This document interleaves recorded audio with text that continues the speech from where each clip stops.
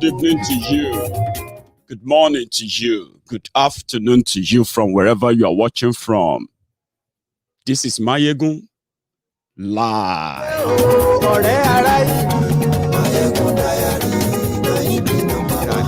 Lórí Facebook, lórí YouTube.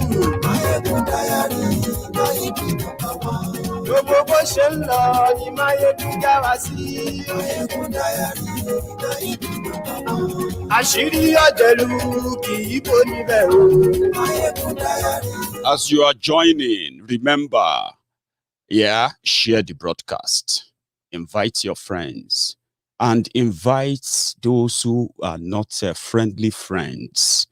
The Buhari Danes, the Buhari Didiris, the Buhari Dinotus, the Buhari Dijatus, the Buhari Shukus, the Ungoziaris, the Unekaharis, the obedient fools, the sophisticated morons, the humbled slaves,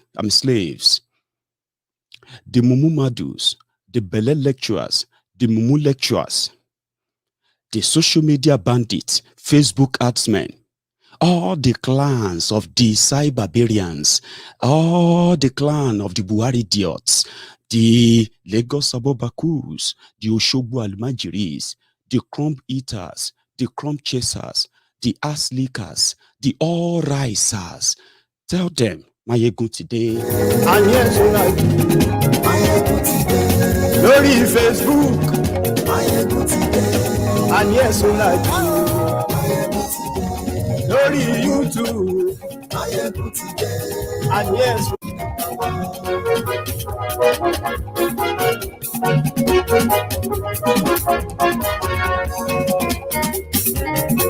Àní ẹ̀sùn rákì. Maiyegun today. Maiyegun today. Ọ̀jẹ̀lú ẹ̀sùn rákì. Maiyegun today. Àní ẹ̀sùn rákì. Maiyegun today. Lórí Facebook. Maiyegun today. Àní ẹ̀sùn rákì. Maiyegun today. Lórí YouTube. Maiyegun today. Share the video. Àní ẹ̀sùn rákì. Maiyegun today. Ọba bá gbé wúrẹ́. Maiyegun máa bí. Àní ẹ̀sùn rákì. Maiyegun today. Bíjọ́ ìgbádìyẹ. Maiyegun máa bí. Buhari is coming to Glasgow. And let me tell you what I first did. I'll share that with you. When I heard that Buhari changed his mind and they will be coming to Glasgow for COP26 to talk about climate change. And the question everyone is asking, what does Buhari know about climate change? I was like, okay. They said they will be speaking on the 2nd of November. That is 2 days away, here in Glasgow. So I decided to go and check because I'm actually off that day. And because I live here, I know some of our roads have been shut because Joe Biden is around, so many other world leaders are around, not staying in Glasgow because we couldn't accommodate them. Many of them are staying in Edinburgh. But Buhari will be addressing the conference rather, on Tuesday. So you probably will be asking, what is he going to be talking about? So I decided maybe I could still probably get something in, and I wasn't actually thinking about it before, right? So probably I could go in and get a ticket. So I attempted that. This is what happened to me. Let's see. So I went for tickets. There are so many programs listed. And the fact that Buhari was coming, I decided, okay, maybe we should try some. How about we get 6 tickets to go and tell the world that a terrorist is coming to promote other terrorists that they are shielding, protecting in Nigeria. And that person is Buhari. Is coming to tell you the reason why Meanwhile, the reason why it's actually coming is because of the money. So that you know that, okay? To some of you who are finding, who are like, what's he coming to say? What does he know about, what is Nigeria doing about climate change, right? So I got here and I found out that all the events are sold out. It was painful because they were actually free. You know, this is tomorrow, Monday. On Tuesday, when Bokwari will be speaking, we can always like access the place through the green zone, it's called, where they are already, we already have over 100 groups with over, they are expecting over 200,000 protesters from all over the world, right? So Glasgow is going to be busy. It's been busy for the past few days anyway, but it's going to really, really be busy from tomorrow, right? So Tuesday is when Bokwari will be talking, and after that, he will be flying to France, but all sold out. Like, you know what I mean? So I'm not going to be able to get in. I was going to get like 6 tickets, get like more and more and more, and tell everybody that we'll come meet for Glasgow because that's the only way we can access the place.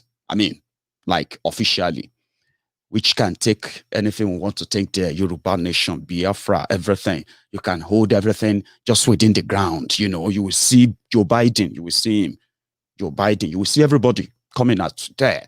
You can call them out and shout, give a closer coverage and all of that. But I came late to the party because Nigeria, right, at first they said fake Pastor Ruga was going to come, was coming to represent him.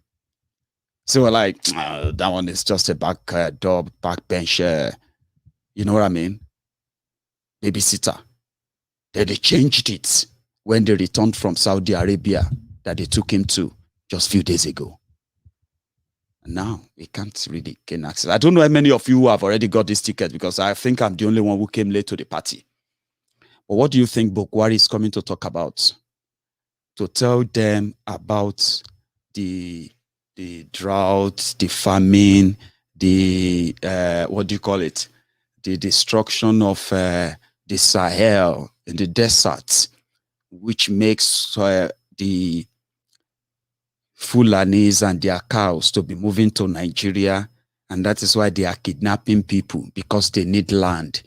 So when they ask Bokwari, okay, what was the solution Bokwari provided to fight the incursion of Fulani terrorists who are running away because of climate change? Those are the things the people inside the household rock put in the paper for Bokwari to continue to read to the world. Oh, the reason why we're having problem in Nigeria is because there is climate change. Because climate is changing. Fulanis have no place to graze their cows.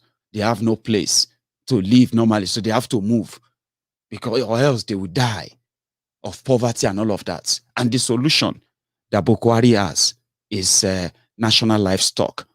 When it was a debate time in 2019, before 2019, Nigeria was already in turmoil, in serious trouble, because Bokwari was trying to protect the invading Fulani terrorists and the takeover campaign of the rest of southern Nigeria. It was protecting them, but to the rest of the world, oh, I'm doing this because of climate change. Okay, what is the solution? National livestock, which is a disguised Ruga, and they are hell bent on that, right? They asked Bokwari, what is national livestock? Before I come to the people who are waging war in Anambra that they called election, before you lose your temper, before you lose your total control, before you run crazy with emotion, right? Maybe I can help you to answer some questions, some puzzles to why you should never believe anything their media tells you. Oh, we arrested the IPOB commander. We arrested IPOB this. We arrested IPOB that. Just a few days ago, the social media was awash with this video of these sudden armed groups who came to town bragging that there would be no election in Anambra, and they were going to kill, they were going to do this, and suddenly they clashed, pretty much like on a suicide mission. They clashed with the military. Well, they killed people, they killed the soldiers, they killed the DSS, but most of them have been killed so far. But surprisingly, Nigeria media started reporting them as IPOB. Oh, 4 IPOB ESN fighters killed. Yet, they were all alive. They saw these videos, and these guys who were behind it. And even when IPOB came out to say, we have nothing to do with this guy. What is Biafra National Guard? We have nothing to do with them.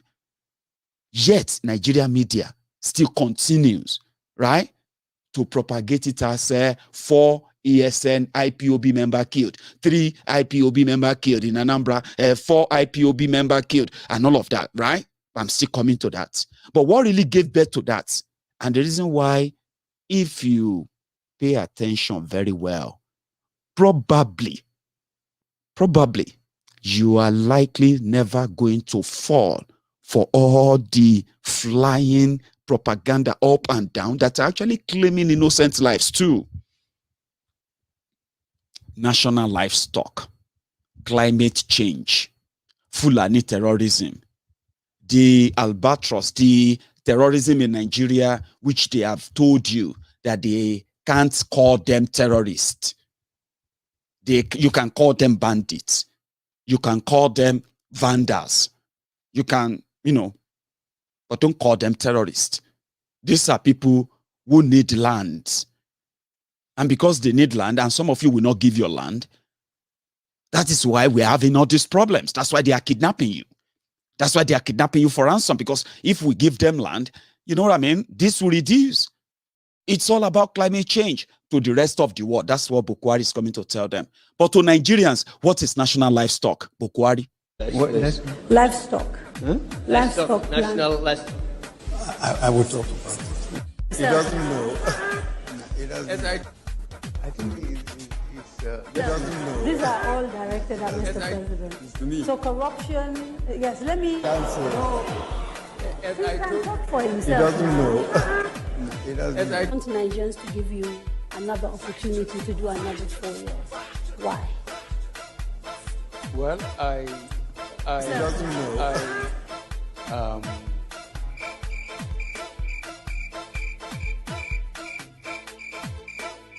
Oṣó ni, àjẹ́ ni, ẹlẹ́bọlóògùn ni, amániṣẹ́ni ni, afàìmọ́niṣẹ́ni ni, wọ́n á fi yín sílẹ̀.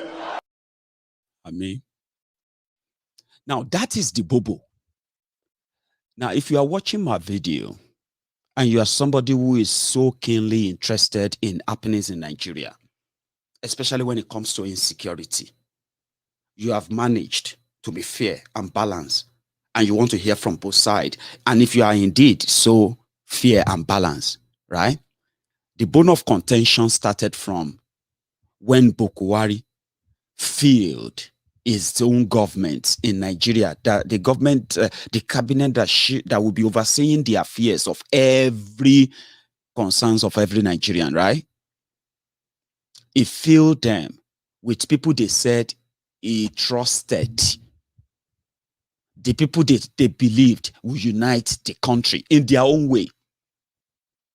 So that started the resentment, because so many people who knew him expected that, they were not surprised. Some who gave him a benefit of doubt were disappointed, but he didn't blink. As if that is not enough. That was just the foundation for what was to later come.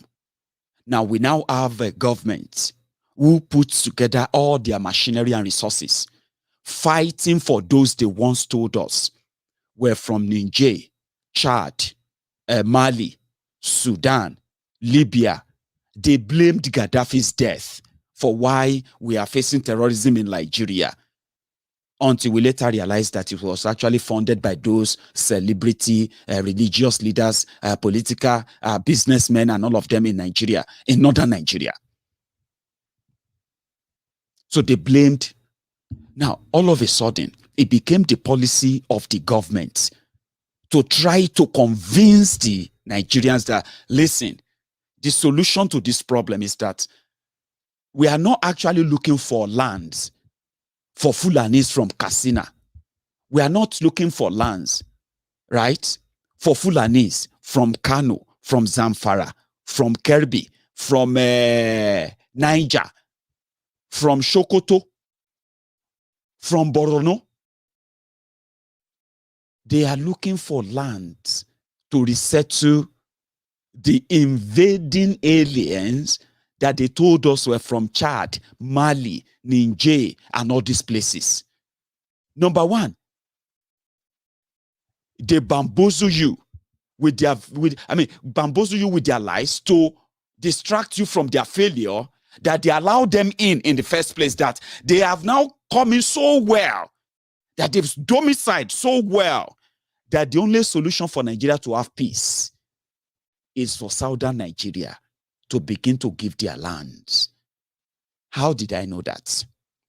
A government that want to resettle those they told us were coming from Niger, these places, northern Nigeria of today, controls more than 70% of the Nigerian landmass.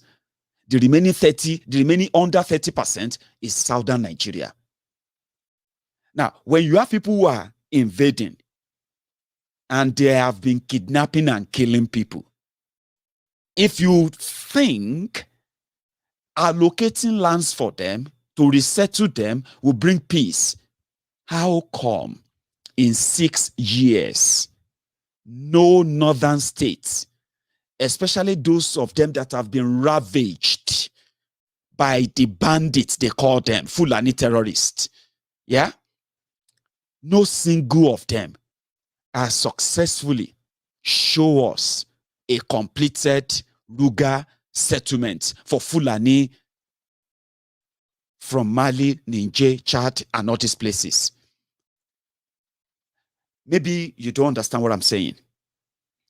What I'm saying here is that the government of Nigeria makes it their policy that the solution to this whole crisis is what they call National Livestock Program.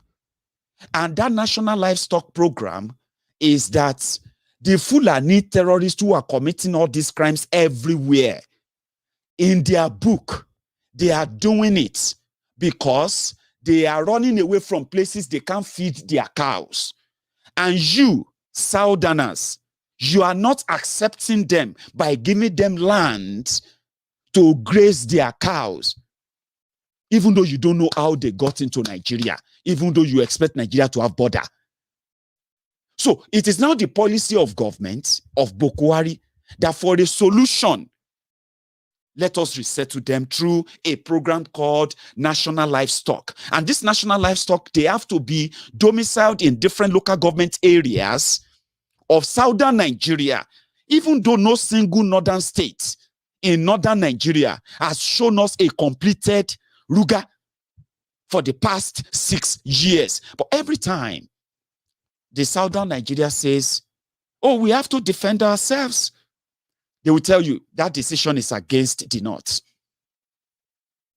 Oh, we have to stop open grazing to stop these criminals. Okay, if you say the reason for clashes is because people don't want them to graze on their farms as they are doing, right?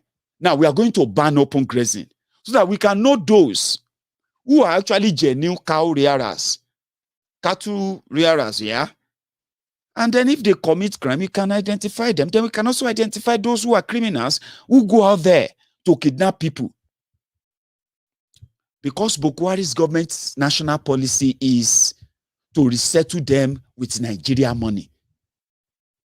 Therefore, they need all the political takeover to the rest of the world that Bokwari will be speaking to in the next 2 days. The reason why Nigeria is in trouble, the reason why we're having clashes, right, is because the climate change pushed cattle rearers from all over Africa, and they have nowhere else to go.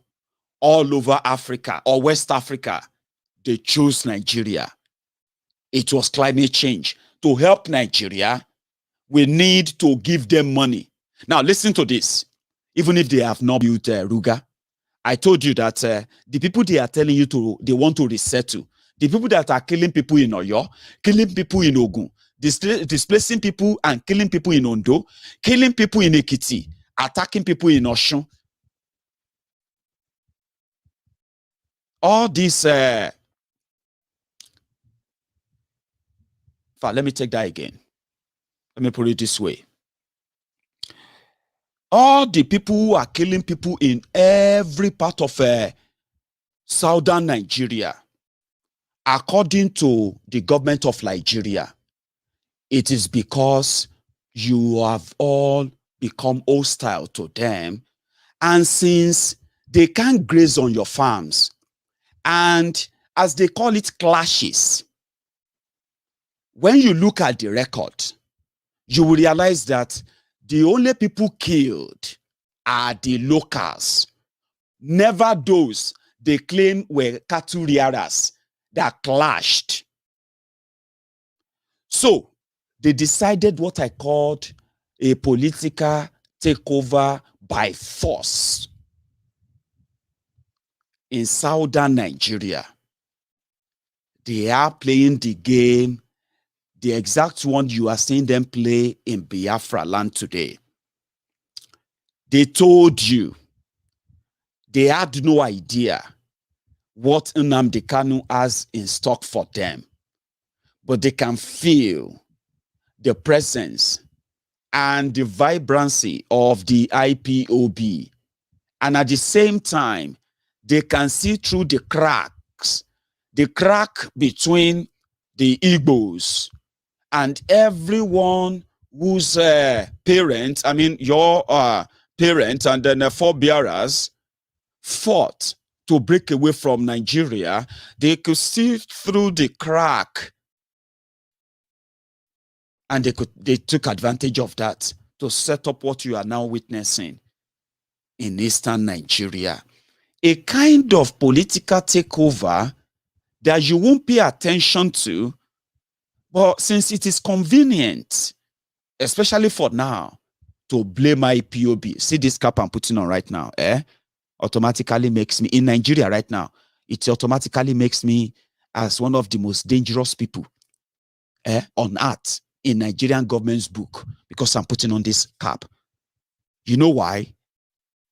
Because in eastern Nigeria, they believed that if Nnamdi Kanu indeed, if IPOB indeed should become what they think they would become, without setting them up now, it will spell a doom, not just for Nigeria. It will spell a doom for those who are encouraging them to come to Biafra land and commit all these crimes. Since they found a common ground, let's blame IPOB. But here is something I found. It's been a while. I think it was like a year ago. I see this as a confession. I don't know what you're going to see it as. But this one. Then I'll say something after that. You see what they are doing in Anambra? As they are telling you to blame IPOB, to blame Nnamdi Kanu for what is going on there now, they are not telling you that the politicians who put up all this political crime, majority of them have already moved to APC. But guess what? When they finished everything, as we speak, 90% of those who were even willing to go and vote, they are not going to go anywhere anymore. But I'm coming back to that. Let's just review this. There are some things in this video that will likely help you, to get what I'm about to tell you. Watch this. Okay. Nnamdi Kanu sent his unknown gunmen to attack me last night.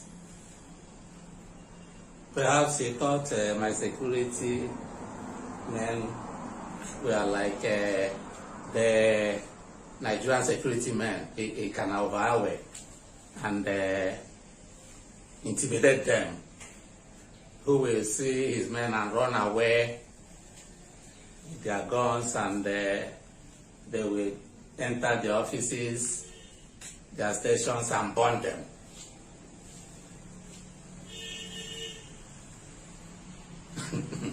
It's very, very funny. It's very, very funny. You sent your unknown gunmen to attack Owazurike.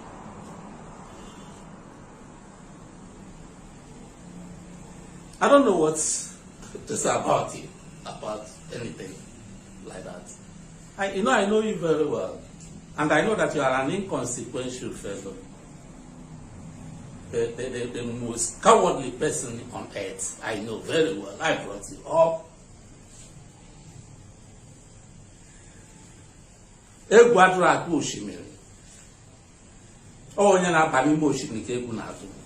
I'm here.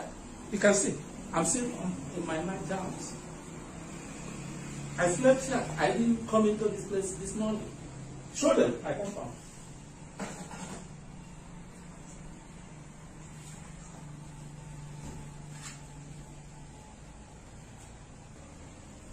You sent your tag men to attack me. Tag men to attack me.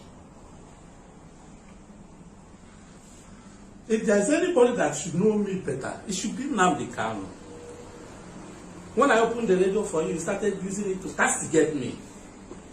You came to do your traditional marriage in Nigeria. The wedding, I gave you money to do.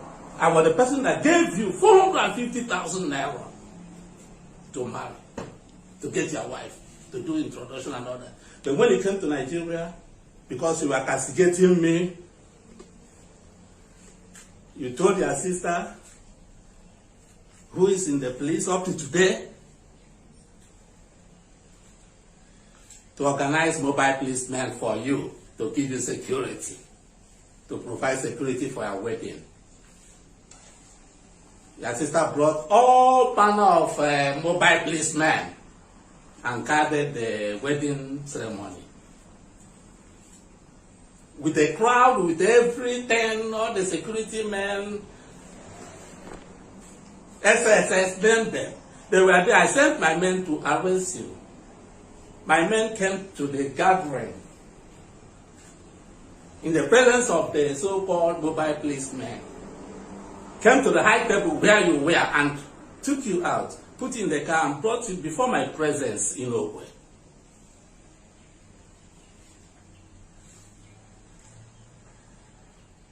I kept you for 5 days just to teach you a lesson that Owazurike is bigger than you think. I never intended to kill you. I have never killed anybody. It's not my business to kill people. Moreover, those who say they are fighting for Biafra, I can never kill anybody who is professing Biafran freedom. I can never. I just wanted to teach you that the so-called mobile police you gathered through your sister cannot provide the security if I want to do that. But you are saying the biggest mistake I made was that I left you alive, that I didn't kill you. That was what you are saying. What you did last night is funny. I'm not Naiwodo, you can intimidate. I'm not Nigerian security man, you can intimidate.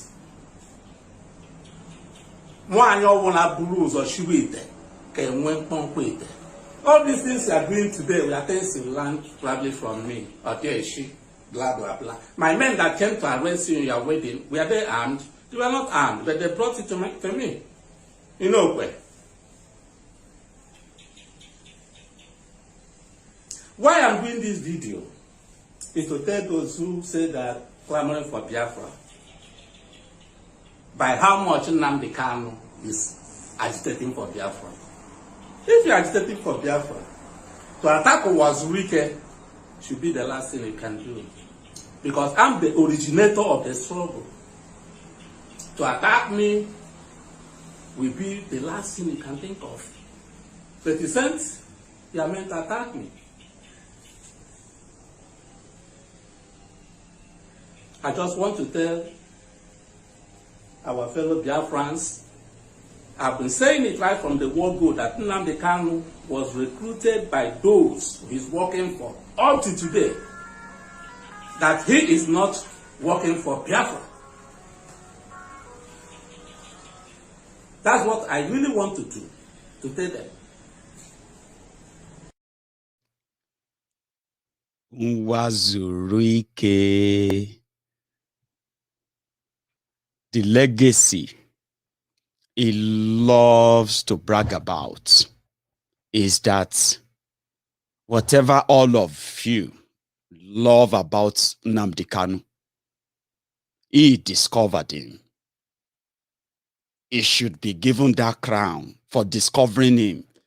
He should be given that regard. But Nnamdi Kanu didn't give it to him.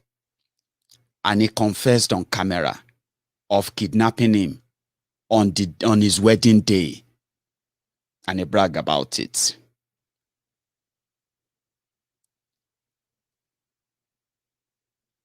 They don't really need a lot of intelligence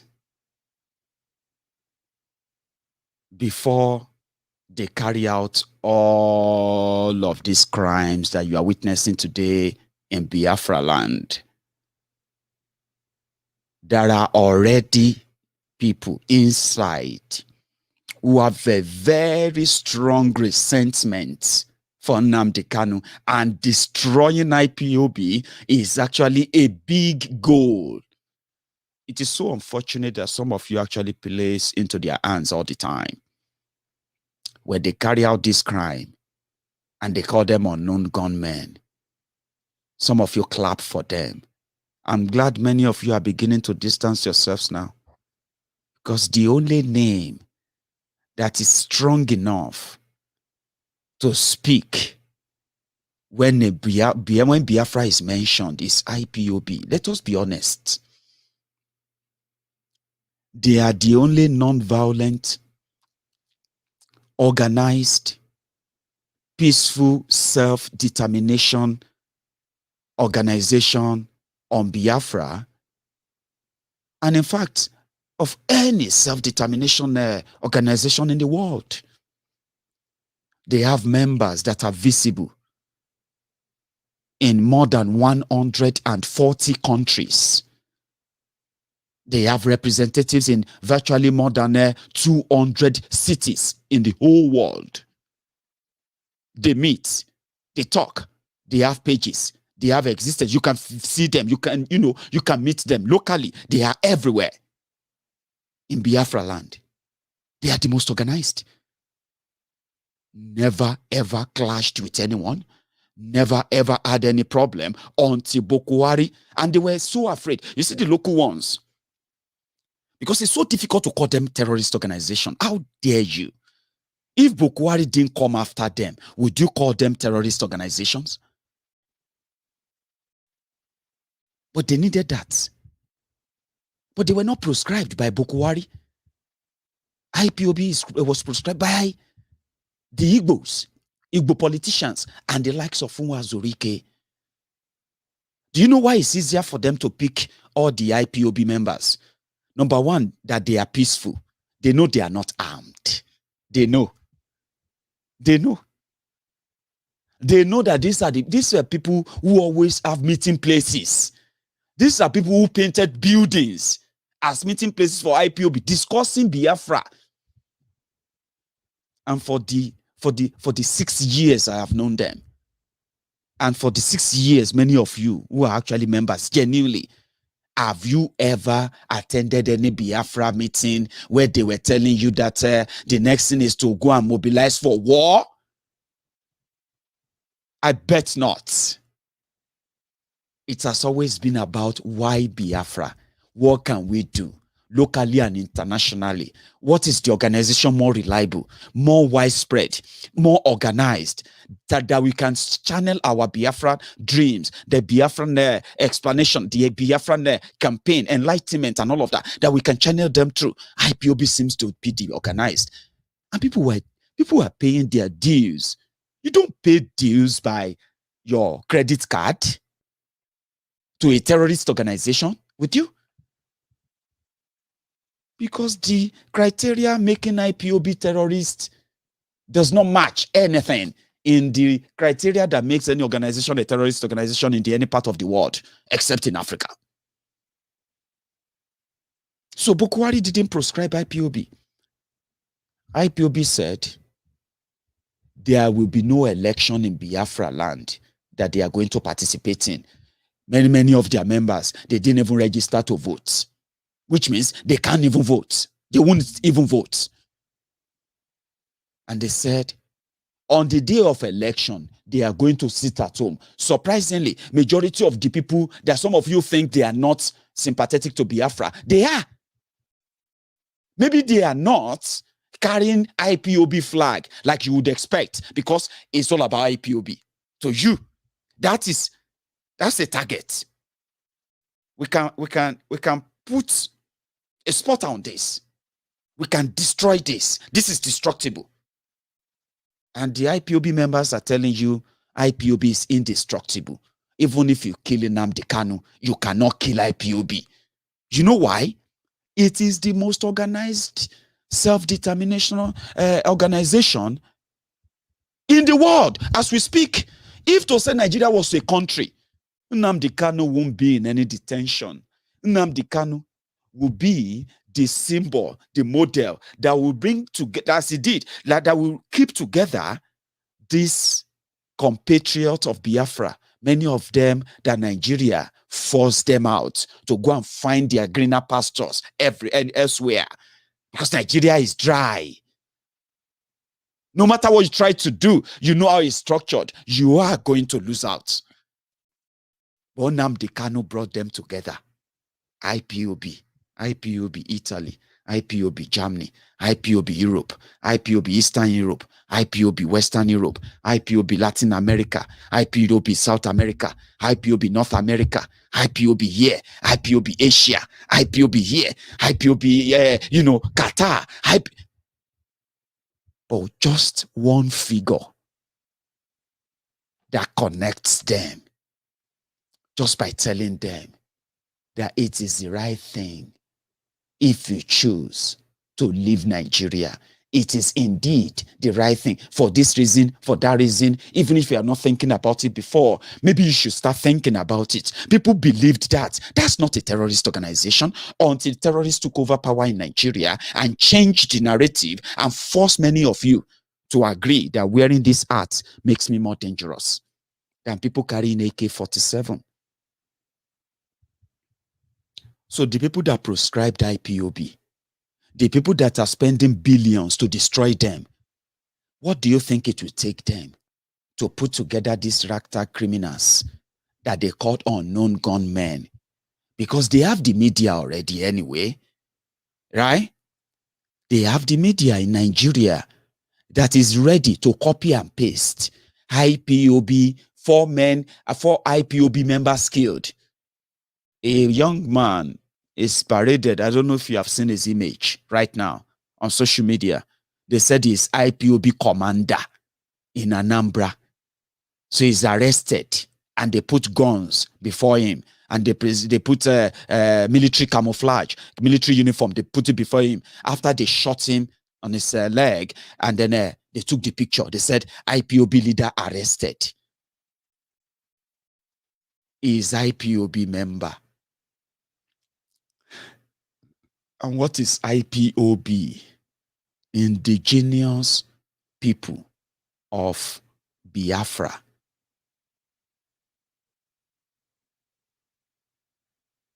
He came home for his mom's burial.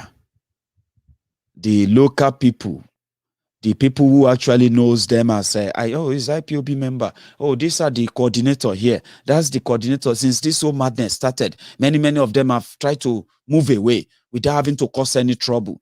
But when they manage to come around, what happened? They get hunted down.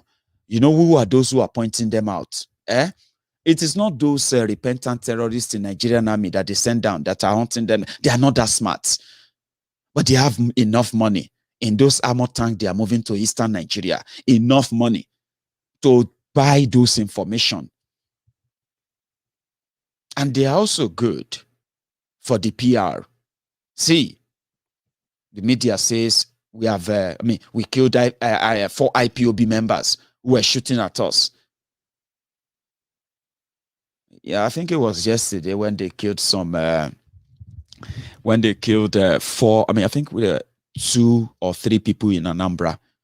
These guys who tied, different kind of, jazz, voodoo, amlet, fukpa, igbadi, and all of those things on themselves.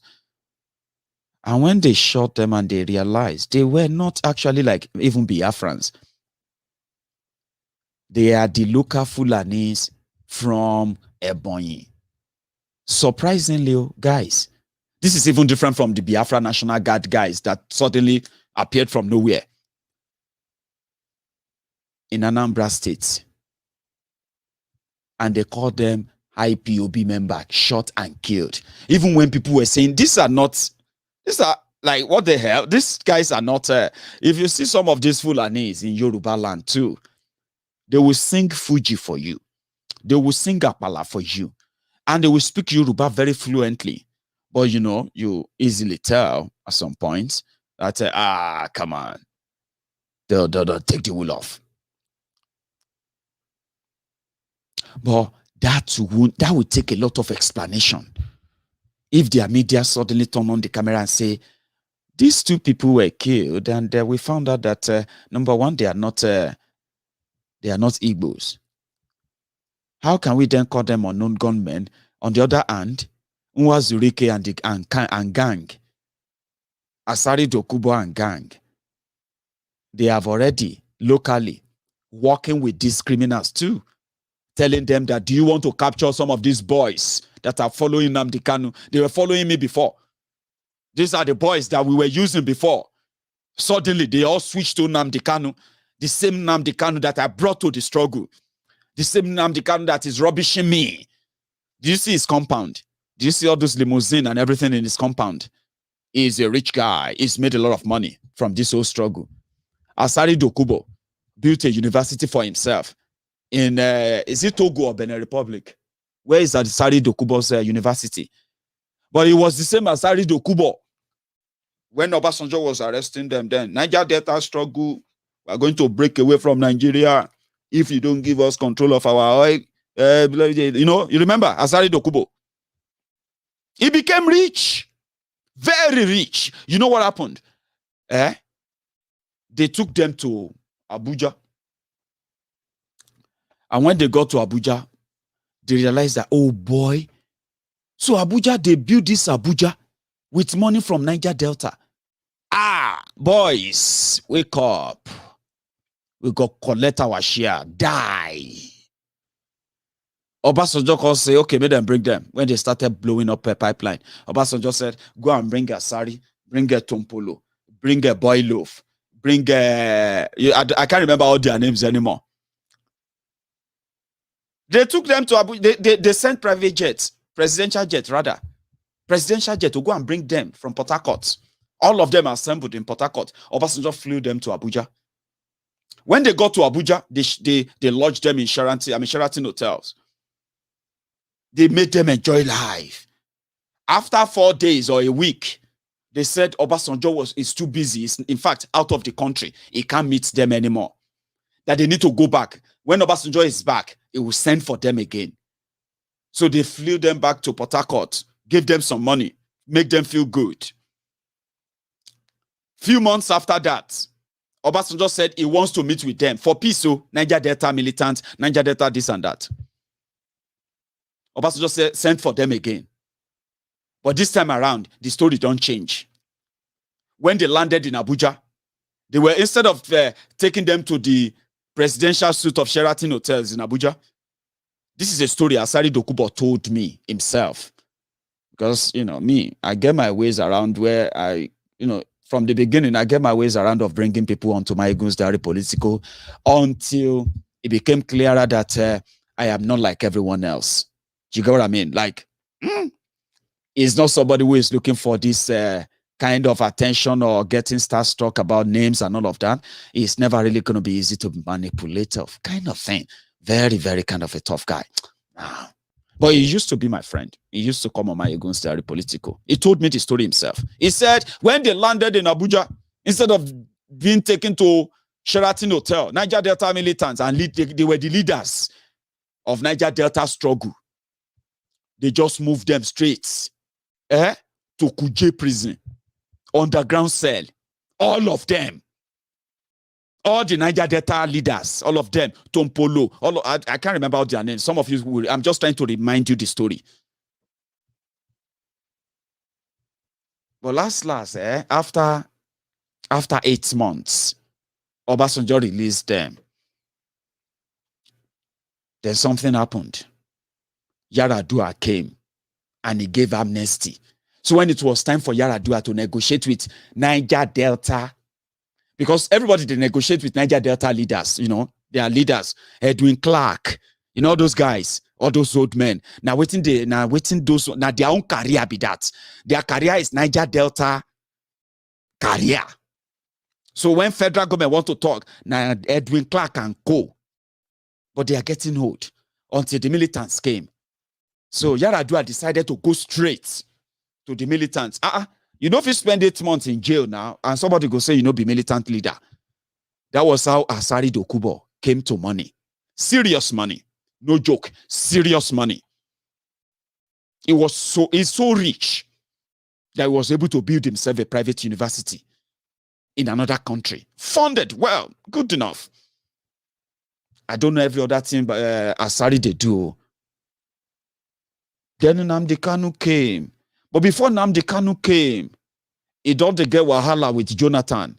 But I said, no, Jonathan no renew the contract. Something shall happen, he can't attack Jonathan like seriously. But when the Boko Haram and gang were desperate, looking for ways to crack into Jonathan's base, ASARI was very, very loyal. You know what happened? Boko Haram promised them that if they can support him against Jonathan, he is going to renew the contract that Jonathan cancelled. And what is that contract? Pipeline, protecting pipeline. The pipeline that they borrow money to build, that they are using to lift crude oil, lift oil out of Niger Delta. Even with all the oil, gas flaring, oil spillage, all the environmental degradation and everything, as long as money they come inside the hand of people who manage to climb the ladder of the struggle, it no matter.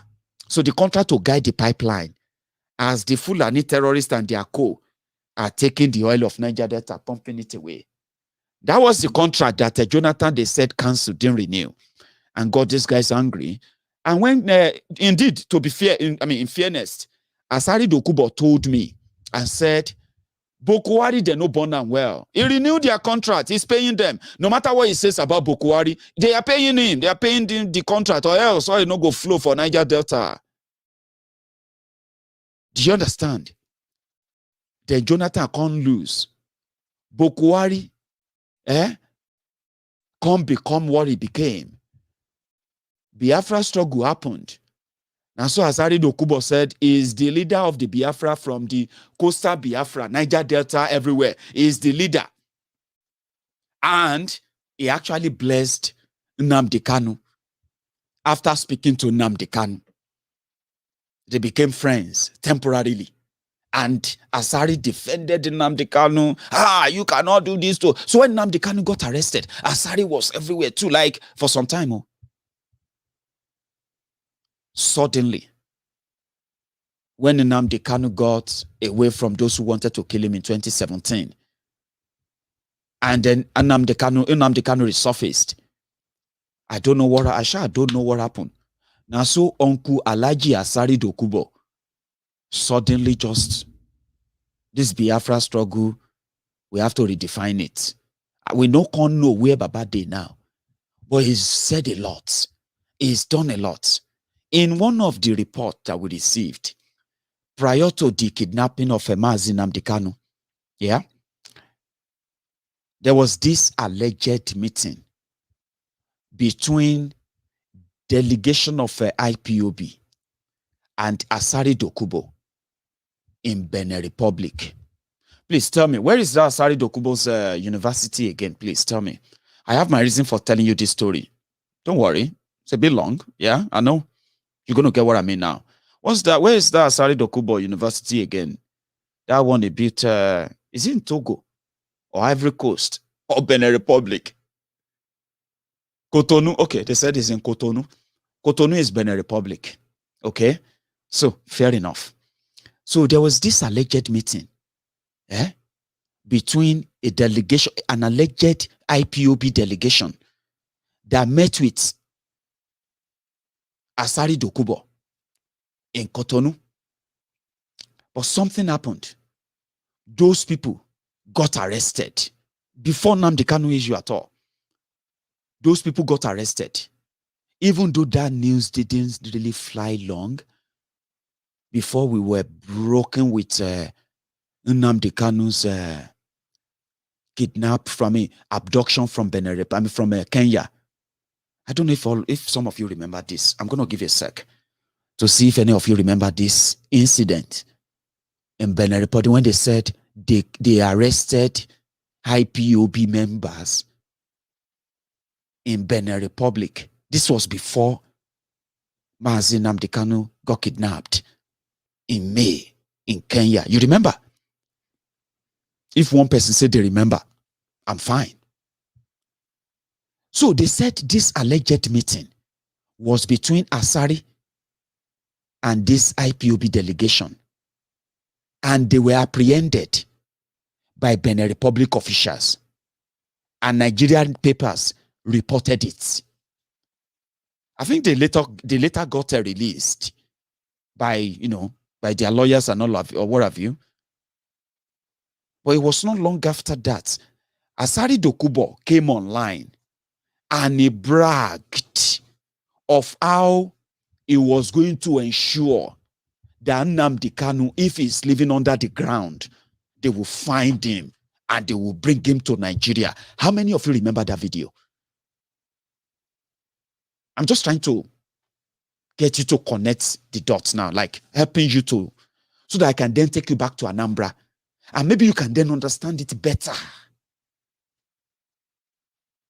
That doesn't make any sense if they blame the insecurity going on in Anambra or any insecurity going on in Eastern Nigeria today on Nnamdi Kanu and avoiding all of these dots I have just pointed out. Just few days after that video, when IPOB members were going after ASARI Dokubo, you this, you that, shut up, you this, you that. Nnamdi Kanu just went quiet on social media. Nobody told us anything, not even within the DOS, not even within his family, not even anywhere. Just blank out for, I counted the days, for 8 solid days. Between the 14th of May and 23rd of May. 8 straight days. You see, this event happened one after the other. But because Nigeria, most of us, many of us actually react when something, breaking news now, all this I'm telling you right now, that is making you sit down there and be doing, okay, Maiyegun, please, fast forward, fast. I want to know where you are going with this. Please, go on. I get what you mean. I'm following you. Another thing is going to happen tomorrow. And you're likely going to just forget this. That is why they call me a storyteller. Because I love to remind you. Because everything, they just don't happen by accident.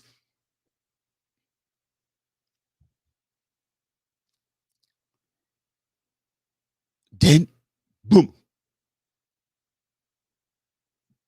Malamu broke the news. They have arrested Nnamdi Kanu. Instead of saying we have kidnapped Nnamdi Kanu. I won't forget that first 2 hours. Even those my friends who are IPOB members, even those who are not even IPOB members, who are strong Biafran supporters. Oh boy, they attacked me for that first 2 hours. I had to delete the post because even me, I dey doubt waiting at the read. Somebody like me that won't just come out and say, oh, blah, blah, blah, blah, blah, because fake news, fake news, fake news. Maiyegun, shut up, this and that. All those things, don't they too go down well, especially if you know you are sharing fake news. But it's more painful if you are sharing a fact, but you are also in doubt. Even me, that I've verified from multiple sources, when I said Nnamdi Kanu has been arrested and brought back to Nigeria within 20 minutes, 1,000 angry faces, 2,000 comments. Maiyegun, I didn't expect this from you. How dare you, Maiyegun? This is what I'm talking about. You see all these Yorubas, you cannot trust them. Even you, Maiyegun, you believe that they can just arrest Nnamdi Kanu like that. Even you, Maiyegun, that I believe you are smart. So me say, if I come sit down there, they say, oh boy, not true. How can they just arrest Nnamdi Kanu? What is going on? Did he fly to Nigeria? Well, okay. You know, I say it's not true. I went back to the photo, to the pictures. I was like, I've been a Photoshop. It's not too clear. But I seen a Photoshop. It's not. 2 hours later, Showore was in court, and they confirmed it. And I'm like, oh boy, it don't happen. Oh. But when you look back and you look at how those things happened, and you look back again, to 2017, when they tried to kill him,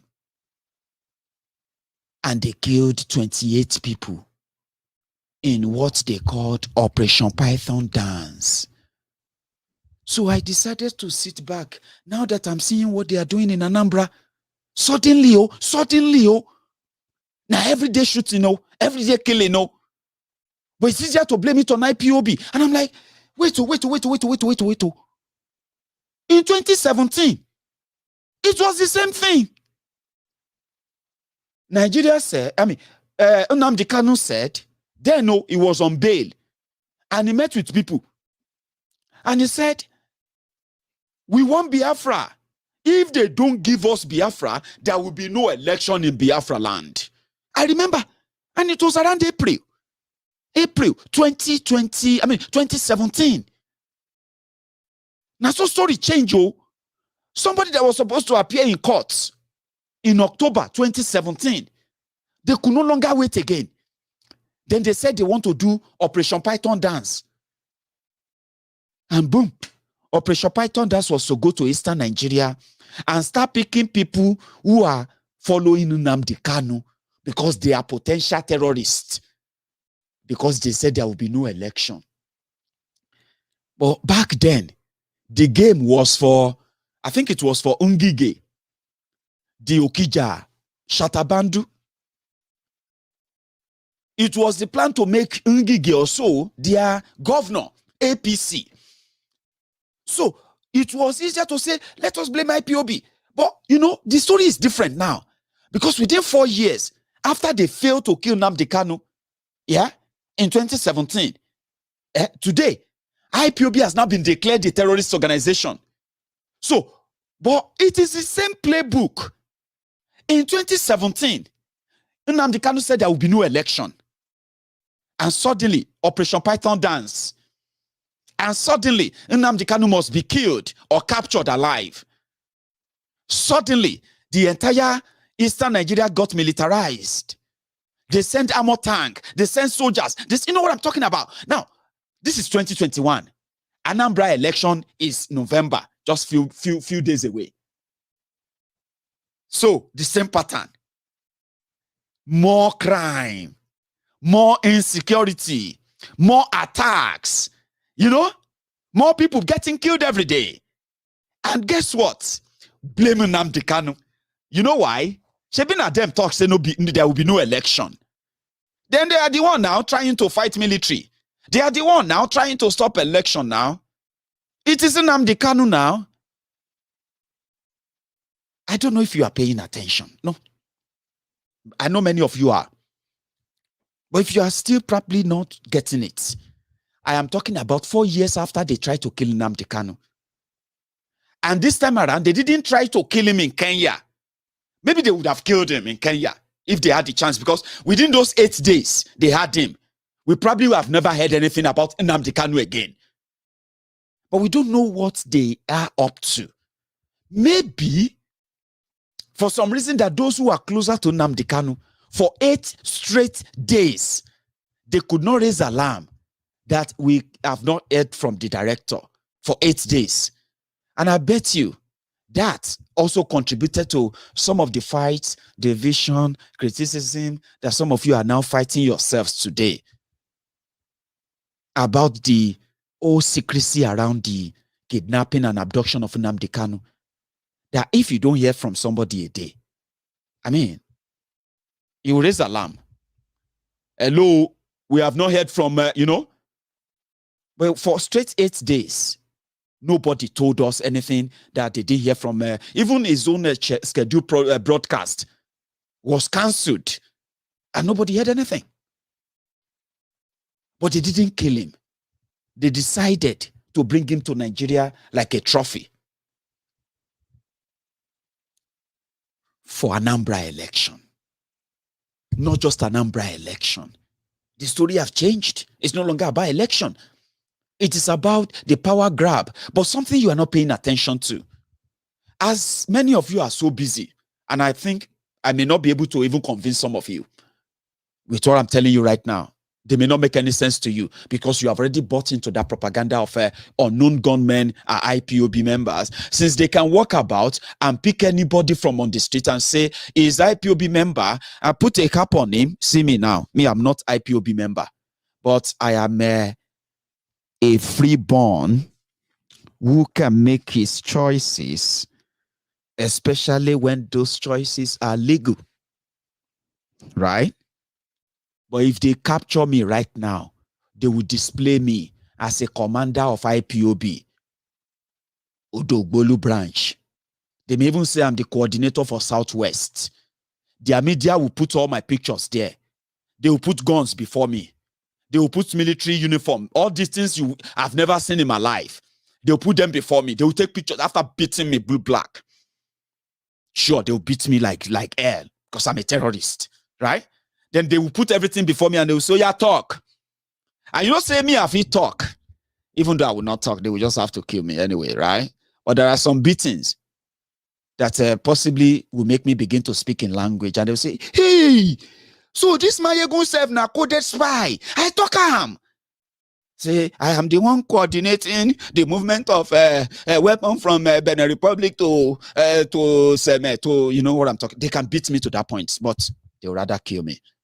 People like me are not really beaten. I'm just good for the camera. See that Maiyegun, that boy with the Glasgow, the young rubbish. That boy that is talking nonsense. We kidnapped him from Italy. He was there with one Ashewo in Italy. Right? So we saw him. And he was arrested by Interpol. He brought him to Nigeria. He's supporting Nnamdi Kanu. He's the one leading the global directorate for, they can make all that up. And some of you will believe. So that is why, whatever I tell you right now, I won't really be surprised if you don't believe me, if they don't make sense to you. Of course. I mean, I'm just speaking my own mind. I'm not spending a lot of money to plant this everywhere so that you can see my video and say, hey, 1 million view. Oh boy, this guy must be making a lot of sense. So, my videos are just 10,000, 20,000, 30,000, 40,000 for those who have time to watch. So people who spend a lot of money, pay people to tell you all these lies. And they put a lot of things behind them as evidence. I only have my microphone to tell you this. So if it doesn't make sense to you, of course I understand. I'll try again some other time anyway. But look at what is going on in Anambra. Is it difficult for you to flash back to 2017 and then look at what is going on this time around? They didn't plan to kill him this time around. Because even back then, the order was dead or alive, get us Nnamdi Kanu. So that if we kill him, Maybe his boys. We have seen the crowd. Maybe they'll start fighting so that we can kill them and blame them for whatever happened in Anambra. January this year, unknown gunmen know the Anambra. February this year, unknown gunmen know the Anambra. But they have told you to blame IPOB. But have they also told you that almost the entire APGA, Ojuku's party, have now crossed over to APC, Egbekegbe in Anambra. The deputy governor of Anambra State is now a member of APC. When they asked him, you have been with this governor for almost 80 years. How come? Now, this last minute, he said, Obiano does not rate him or value him right. He no value him correctly. APC came with a better price. They priced me right. That's what he said. Word for word, though. He said APC priced him right. They paid the right price. Therefore, himself and his entire household, they are moving to the greener pasture, the Ruga pasture, to go and support APC to win Anambra. Commissioners, half of the House of Assembly, they have decamped to APC, Egbekegbe, to make sure that APC, that's Ojuku Party, APGA. What do they call them again? All Progressive Grand Alliance, Abi? APGA. All Progressive Grand Alliance. Now, Ojuku Party. Ojuku Party. People will use Ojuku Party come to power. After they destroyed Anambra, they destroyed the economic well-being of the people of Anambra. After they managed a bad deal in the name of the people of Anambra, they realized that, this Fulani carrot, not too bad at all. See, Oples Uzodinjo is protected. He's got the Godfather. He's safe. You better me will join this gang. Go $150 million. No be joke. Oples Uzodinjo smiled to the bank. The money he couldn't make when he was doing Yahoo. Oples Uzodinjo is smiling to the bank every time as he watches his own people being slaughtered by the Fulani terrorists, by the Nigerian terrorists, Nigerian military. But they won't tell you that. They have told you. IPOB said there will be no election. They are the reason why APC is going to capture Anambra. Now, IPOB tell APGA members to decamp to APC. Now, them. Is it IPOB that told the half of Anambra House of Assembly to decamp to APC? IPOB said they are not participating. Now, maybe all of you are not even paying attention. If you see an average IPOB member, they don't have voters card. They don't have any plan to vote. They can't vote. And they said there will be no election because they are in the majority. But they said the same thing in 2017. We are not participating. We're not going to be part of that. But if you call us for a referendum, yes, we'll participate. They didn't participate in 2017 election. Guess what? APGA win landslide. Sorry, dear, I don't feel it for my head. I actually managed to hold this that long for over an hour. That's great, guys. And they get too much eats for that if I put too much, if I put cap for too long. Some said, Maiyegun, we need to put crown on your head. I said, you see, don't exaggerate things or don't overrate things. Or because now for there, if you put crown for my head, I say, Maiyegun, you are the king of, just make sure say the crown no get cover. It just be like this Father Christmas crown, all these ones will be say, and I go to receive here, and you go put one fan for my palace, put one fan, and it will be blowing. I'm a terrible person when it comes to fashion. Trust me, I just wear anything. But I'm beginning to like caps now, anyway, especially caps that really say something like that. And I hope I get used to that anyway. They don't have voters' cards. How can you blame people who don't even have voters' card? They are not interested. And even those who have the voters' card, who are not IPOB members, in solidarity, they said they would rather stay at home. Now look around you. Look at all these shootings. Look at all these killings. Look at all this illegal arrest and all this extrajudicial killings. Undocumented killings in Anambra today, all because of election. Listen to me. Immediately after the election, boom, the next one is going to be for them to blow up the southeast of Nigeria for 2023. They will just bring them again. Suddenly, you start seeing killings again. You start shooting here and there. IPOB this, IPOB that. But you are missing the point. When you agree with them, when you believe them, what you're doing is you are enabling them. That is exactly where they want you to be. And when Maiyegun says what they are doing in Anambra is, what should I call it? What crime can we put in the category of genocide, ethnic cleansing? They have a name for it. State coordinated terror. That is what is going on in Eastern Nigeria, which has the local player and foreign player.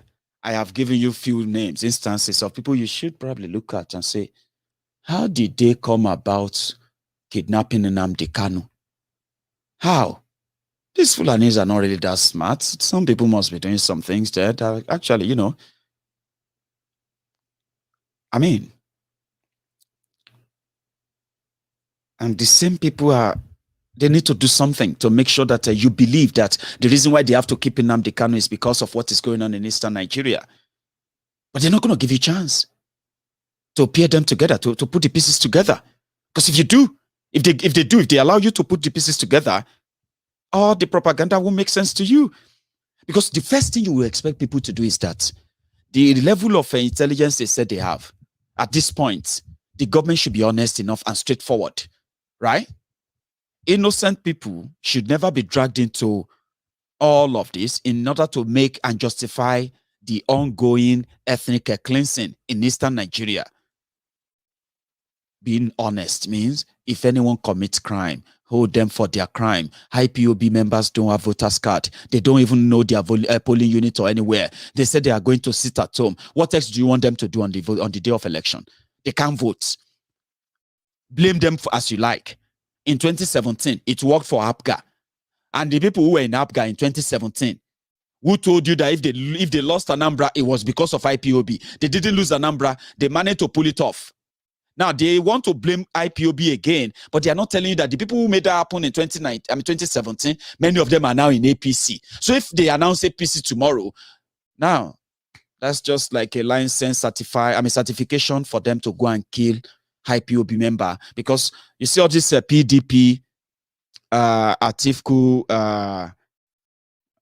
morons, all these articulated looters, articulated thieves, those who have been waiting for, they always wait for their turn every 4 years, by the way. They did their convention. So before they tell you to blame IPOB, I don't know if what I just told you probably make any sense to you. The people that are bringing APC to power in Anambra, they are the same people who kept APGA in power for these 4 years. Blame IPOB for all you like. Yes, there are those who want to take their own pound of flesh from Nnamdi KANU in what they called insubordination, and Nnamdi KANU take over the glory of something they started, like, you know, many of them, unfortunately.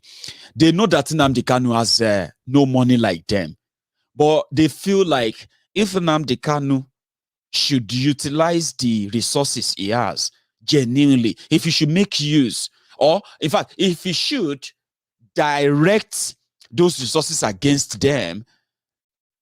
See, listen, these guys will go into a complete extinction, no joke. And that scares them. So the payback is this witchcraft that they don't like to confess to. You know that jealousy is the witchcraft that people don't like to confess to. If I say, Baba, Nnamdi Kanu, one voice, person will not get, no get single control over IPOB account or what have you. It doesn't have the power to say, how much did IPOB members contributed this month? They say, director, all over the world, IPOB members contributed $150,000, 70,000 euros. This, that. 100,000 pounds. And Nnamdi Kanu will just be like, hey, money don't come. Tell me, which kind of car you buy now? No. Before I buy car, which kind of house, palace I can buy here in the UK and one back in Abia, where I come from? For 10 years, Nnamdi Kanu lives in his flat in London. A flat that he pays rent to. He pays rent on.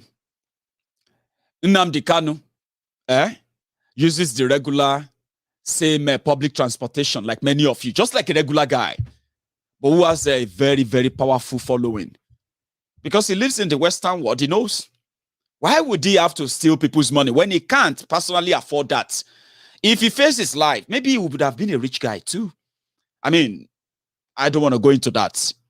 He would have been a rich guy, a very well-to-do guy, if he just uses the followings of the IPOB alone to make money for himself. It will be one of the top media personality talking about independence of Biafra if he doesn't go into, if he wants to use that platform to make money for himself. But the guy lives in a flat in London, with his family, lives in a flat, like a regular guy, moderate guy, working a job like every normal guys. And for once, he's never been accused of any flamboyancy, any kind of, this thing they told you about flying first class, blah, blah, blah, blah. I will fly first class, so if anybody buy me ticket and say, Maiyegun, can you come to Canada and deliver a speech to the Yorubas in Quebec, in Montreal? Maybe so I'll give you my CV. So I'll say, well, in the criteria, I know like economy. Now long flights. It's no good for my health. If you want to make a come now, make you get me small one, will be like wish here, so that I can, I say, Maiyegun, no, forget it. We'll buy you first class. First class. And if I enter first class, if people value me, buy me first class, I'll take selfie. Canada trip. I'll just do like that. I'll flex it if people value you that much. But when I come back from Canada, I'll come back into my 3-bedroom flats or 2-bedroom flats in Glasgow. I will turn on my eating. And then I'll be like, how is Canada? How is Quebec? I'll be like, it was a very wonderful trip. They even put me inside one hotel. Oh boy, if you see that hotel, man, forget it. They get spa. They treated me as a Maiyegun. That doesn't make me a rich guy. Nnamdi Kanu, somebody like him. The only thing they fear most is what he has. They're scared of what he has. The politicians are scared. Those who started the Biafran struggle, who feel like they're not getting the real recognition or respect. And some of you, IPOB members, some of you self know nice. When you go for people, if people attack Nnamdi Kanu, when you go for them like say, oh boy, now another world war on the social media. You were so bad that Nigeria had to shut down Twitter. They banned Twitter because of you. So everybody is scared. They're like, every small thing, all this Biafran, they will just be abusing people. Any small thing you say about Nnamdi Kanu, they will just attack you and say, but why you self they? Which one be any small thing? They call Nnamdi Kanu fraudster. Meanwhile, Nnamdi Kanu never collected money from you. Nobody has come out and say, Nnamdi Kanu took money from me. He lied to me about Biafra and he took my money. I haven't seen any allegation. Nothing. Then you go online, you say, it's Biafra. And somebody say, you be Alimajiri, you be Fulani slave, you be this. You see all these Biafrans, they can't even take criticism. Bros, tell yourself, is that criticism? Because you don't like Nnamdi Kanu. You call him a fraud. You call him a scam. You call Biafra fraud. And they come for you like as usual, because these guys, some people said, but how you take manage these guys that they are so cool on Maiyegun's diary political. I say, well, I just try to keep it real. You get what I mean? I try to keep it real, just with everyone. They are not the only one I'm keeping it real with. I relate with every situation. Everyone who is facing that persecution from the same establishment in Nigeria, I relate with everyone. That is why when I talk, you say, this Maiyegun should be the leader of Yoruba nation. Baba, calm down. He never reach. I am not Nnamdi Kanu. Trust me. No, I'm not. I'm not Oloye Sunday Adeyemo Igboho. You see, now the struggle, they choose people. If you choose the struggle, Baba, now waiting they happen to Nwazurike and the rest of them, intimidation, low self-esteem. Don't try to be like Nnamdi Kanu. Don't try to be like Igboho. Don't try to be like Maiyegun. Just be real. Some people will say, you don't understand why we love Maiyegun. And it's true. People love Maiyegun for different reasons. So when you see the IPOB member, they are like, not that they actually like everything I say every time. No, not far from it. But they have learned to respect me because I earned it. Ask them. Read the comments. I earned it. I am very, very sincere. I can't do more than that. They said, Maiyegun, you are doing a great job. You don't know what you are doing. And I'm like, okay, thank you. I mean, it must be great. Thank you. You don't know how you are opening people's eyes. You are changing people's mind. I said, okay. Thank you. But keeping it real, keeping it simple, keeping it straight. You don't have to lie. And one thing is this. One thing I've learned is that if you tell the truth about everything, you may be wrong, but you won't be lying. Okay? It means that when you say something, it's all you know. There are people who know more, right? So just say what you know, sincerely, openly. I say, now my opinion, no, if you want murder me, murder me. If you don't want to attack me, attack me. The sincerity in it will make everybody say, okay, I like this guy. I like this guy. I actually like this guy. That's how I manage. But you can't call Nnamdi Kanu fraud without evidence, without proof, without anything. You can't call them thugs, miscreants. We're talking about professionals. People who have made mark in their lives. And they found somebody who could actually connect the dots and make them feel home and want to go home from wherever they are all over the world. They don't give a damn about what you think of him.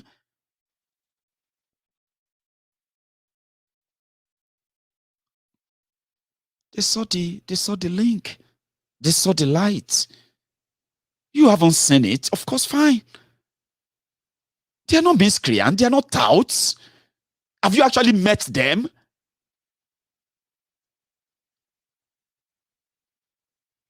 So that is not criticism. That's what I'm trying to say. IPOB members don't want anybody to speak their mind. They don't want people to give them another opinion. You can give opinions. Yes, you can. I have shared opinions with them many times on Maiyegun's diary Politico. Some of them, they've told me, Maiyegun, forget that. If you work. They say, well, what about restructuring? Maiyegun, forget that. If you work. We don't tell you, Maiyegun. See, forget it. If you work. What about regional? Maiyegun, enough. But they still listen to Maiyegun. You know why? Because there are a million and one things that you can actually connect your story. If you know that the people behind this whole machination, the people behind this whole criminality, they have the capacity to end it. How about you releasing Nnamdi Kanu? Open up a negotiation, a kind of a dialogue. a process that douse tension. And if there is any other group or anyone from anywhere fomenting trouble, Nnamdi Kanu, you will know they are always non-violent. You have provoked them enough, but they haven't been violent still. How about you free all the illegally imprisoned IPOB members, everywhere? Free them on a good, they call it goodwill, sort of something like let's use some sort of a goodwill. Let's give some goodwill, a bit of a goodwill. We will release Nnamdi Kanu. Is Nnamdi Kanu all about referendum?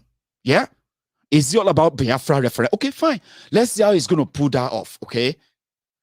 This is not illegal. Release him. Unproscribed by POB. Free all those people you illegally detain. And if you have seen anybody committed any crime, kill policemen, no, kill anything, no, arrest them and let them have access to legal representation. You see, when you do all these things, right, it will douse tension. Another thing, right? The terrorists that continue to make everything Nnamdi Kanu say to people real. Because you see, you may not like him. Let me put it this way. His approach and all what have you may have somehow kind of scared you for so long. Thank you, Sister Dupe Adeniji. Thank you for that. Carry on, I beg go. Osheshen Thank you very much, Daun Yewa. So you say, Yewa, that's actually something I remember just now. Somebody said, Maiyegun, don't forget to always tell us that. Rav, Chiamaka, my brother. You see these ones, They are one of the IPOB diehard. You see Raf, Raf is one of the diehard IPOB members that have become so tired of the attacks because of so many people's ignorance. The attacks on IPOB, right? Is one of those who have become so tired and they are no longer taking it lightly with everyone on social media. You know why?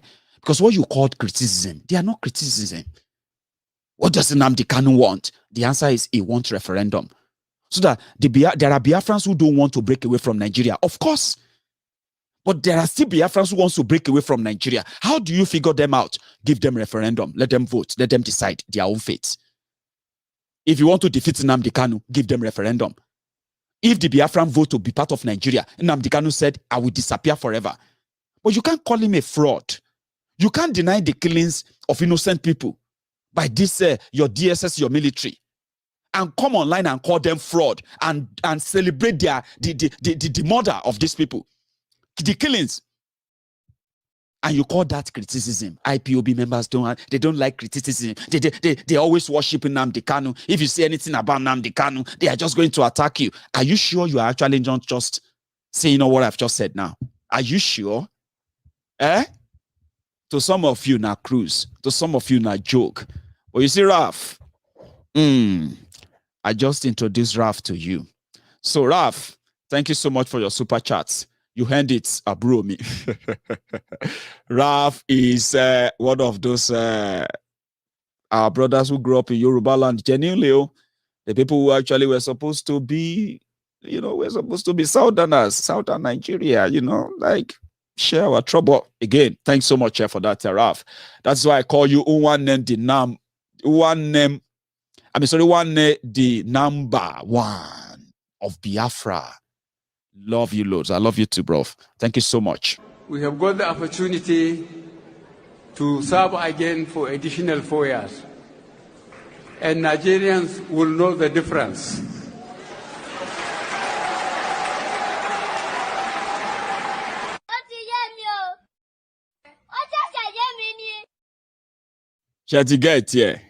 Somebody said Ralph is not a member of IPOB. You see, that's part of the bone of contention. I'm not going to delve much into that. What makes somebody a member of IPOB? I'm going to leave that for now because that's not my intention tonight. Maybe I should do something on that just for the sake of those who are asking. Okay? Segregation. You are not our member. You are not with us. Yet, these are the people who are contributing a lot using their platform to ensure that many of us continue to believe that Biafra is possible. They may not mean so much to you because maybe they didn't come under the kind of your approval. But again, if you remember what I told you before, that you may have different opinions and all of that, but if you pay attention very well, you are all fighting the same enemy, the same system. And it doesn't matter who is there. PDP, APC, doesn't matter. All right? If you ask for a referendum under PDP, they will kill you. If you ask for self-determination or anything, if you fly any Biafran flag, don't think when PDP comes, they are going to unprescribe IPOB. No. Your intention is to break away from Nigeria. Their intention is to see how many votes they can get from Biafra land. So they will join them to kill you. You get what I mean now? So your division shouldn't really matter. Who is this? Who is that? But the goal, again, I will find another day to really talk about that. Olowo, thank you so much, brother. Somebody asked similar question about differences. Maybe, where people say you are not doing enough. And somebody actually asked Showore that question. And that's the video that comes to my mind. The moment somebody said, Raf is not a member of IPOB. Some of you are also saying that Simon is not a member of IPOB. Only if you understand what that simply means for those of you who are believing that, right? But this is the video that comes to my mind. And I think I should share it with you. Showore gave a better answer than myself. With due respect to colleagues, Showore, Sankara, and others, Comrade Sankara, please, I want you to hear this, please.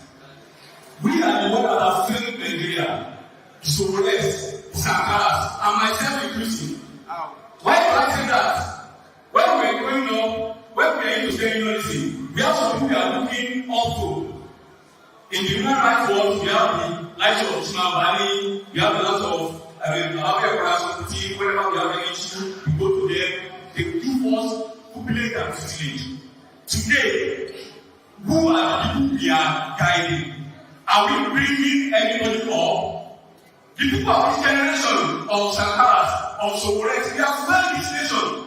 Because we know those people who are the foreign father, the so-called foreign father, they are our problem. But in those days, when they are the problem, we see how people that are guiding us. Today, who can really say it's our guiding that when they are telling God is, for example, Kuroto? Who? I think not.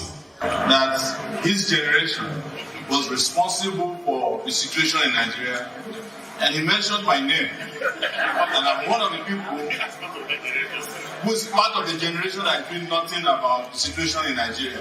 I disagree fundamentally with that. I said to you as a lawyer that you are a disappointment to me as a victim of the system. When I was locked up by the Buhari regime, you are not one of the lawyers that came to defend me. First before I know that you are blaming here, the defense. The court of Abuja spends 400,000 naira per night to defend me. You sat in your law firm. Wherever you are practicing, did nothing about it. Students are getting expelled. You sat in your law firm, doing nothing about it. You want Gani to come back again, to come and defend people. If Femi Falana didn't exist, I would not have graduated from the University of Lagos. He started defending me since 1992. Has never collected a dime from me. If I go to you today, I doubt that you can buy me a recharge card. Yes, because you don't care about me. The only thing you care about is to come and decimate the little we are doing. In this struggle, we must enter a different level of consciousness. People don't understand that what they hear about revolutions that happened, they didn't happen overnight. The French Revolution took over 10 years before it became a revolution that we refer to today. Fidel Castro did not win the Cuban Revolution overnight. And those who are against agitation, let me tell you, in the last 10 years, in the last 20 years, the biggest agitation that has been shaking the political class in Nigeria is NSAS. NSAS. It may not have met your standard for organization. It may not have met your expectation for a revolutionary undertaking.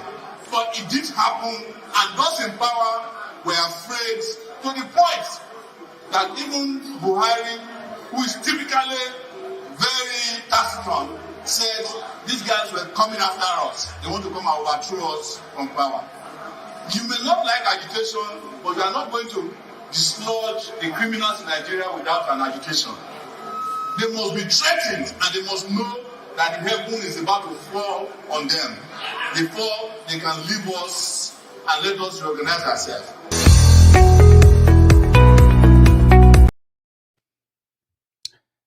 Do you get that, yeah? When you say people are not meeting your standard of who should be called IPOB member, people who you have seen make so much contribution. Even me, Maiyegun, there are IPOB members on Maiyegun's Diary Politico that will tell you, the contribution that Maiyegun's Diary Politico contributed to this struggle, no be joke, no be here. Am I IPOB member? Are you not going to you are probably suspecting me? Those of you who have that kind of small mind towards people that are doing the little and the much to keep the fire burning, doing it at their own free will. But when you go about and you say, and that one is a revolution now, go away. You are not fighting for the right cause.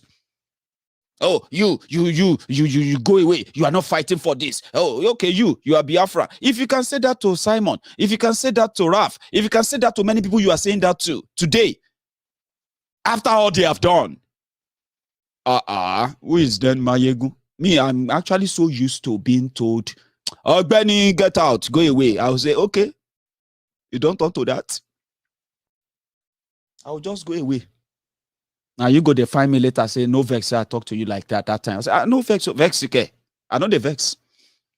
So, what happened? I be like, say, you are right. I understand that you are. I say, okay, fine. So, what do we do now? I am that kind of a guy. The segmentation that some of you already have buried in you is the reason why this harmonization, this bridge building,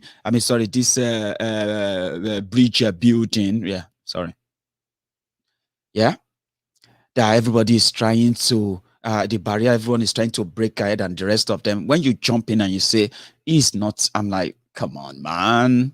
You can't even hold it to yourself. You can't even hold it on. You are so triggered that you have to type it. God bless your souls. Right? I hope you got the message I'm telling you about all these divisions. They are the reasons why they are now haunting our brothers and our sisters who they are, or they already know who they are. But with the level of criminalities and terrorism they have set up in eastern Nigeria, the same one they are setting up in western Nigeria, the Yoruba land. Since you and I will be like, we'll deny, no, you are not one of us. Oh, we don't trust you. They can all go and get killed by Nigeria, licensed to kill. And look at Anambra 2021. Look at Anambra 2017. And you will get the picture of whatever is going to happen in Anambra in the next 6 days. And don't join them blaming IPOB, because it's going to get worse. Some of you have already heard about PDP new youth leader. The youth leader, national youth leader of PDP, 25 years old young man. It's amazing. I mean, great. Only that, if that's all about it, you know what I mean? The young man is from the College of Sheikh Osama bin Gumi. The same, Sheikh Osama bin Gumi that trained, what's that guy name? That, what's they call him again? That pants bomber, or what's they call him again? That guy that would try to bomb a plane wearing the bomb, wearing a bomb that's like a pants. The last time I asked people to tell me, Abdulmutalab, that's his name. But they have a name for him so that people who will go online now to go and search for him. They call him, is it Pants Bomber? Tell me, please. I know it's Abdulmutalab, please. Underwear. They call him Pata. Some people, they call him Drossi. So I'm trying to find the right one that will actually suit exactly what people can go and search for. I can't tell you to go and search for Drossi Bomber or Pata Bomber. So thank you very much. Underwear, you know. That boy, Abdulmutalab, the son to former chairman of First Bank of Nigeria Limited. You have all heard about NASCO, Abi? You've heard about, what's it they call them? NASCO Group, or what's it they call them? NASCO Cabin Biscuits, NASCO Biscuits, Abi, you know. Abdulmutalab, the boy that wanted to Christmas Day bomber, that wanted to bomb American passenger plane, is in jail in America right now, serving a life imprisonment. The new youth leader of PDP is a student of Sheikh Osama bin Gumi. And that is something you should feel concerned about, by the way. Okay? It's a pandemic.